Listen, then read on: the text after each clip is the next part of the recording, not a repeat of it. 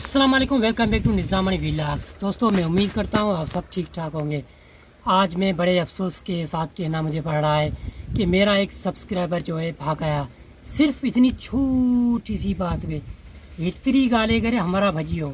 उसकी वजह क्या थी, सबसे पहले आप ये वीडियो देखें। अस्सलाम वालेकुम, वेलकम बैक टू निज़ामनी व्लॉग। दोस्तों, आज हम जा रहे हैं डंदो लाड़। मेरे साथ हैं अब्दुल कवी एंड एजाज, और हमारे साथी और भी निकल चुके हैं, सैफ, अल्तमश, मतीन, ETC।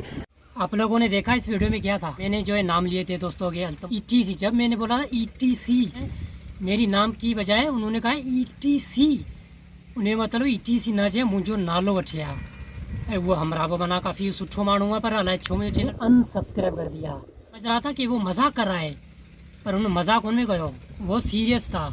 और उसका नाम क्या है मैं बताऊँ, उसका नाम है अम्मान।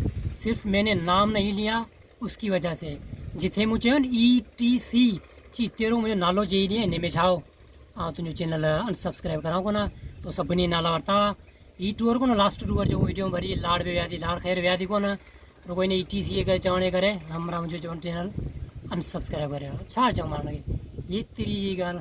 बहरहाल उन्हें हमारा ये चाहो तो मुझे चैनल सब्सक्राइब करे, बड़ी मेहरबानी थी, न तो खाई मुझे था पादर।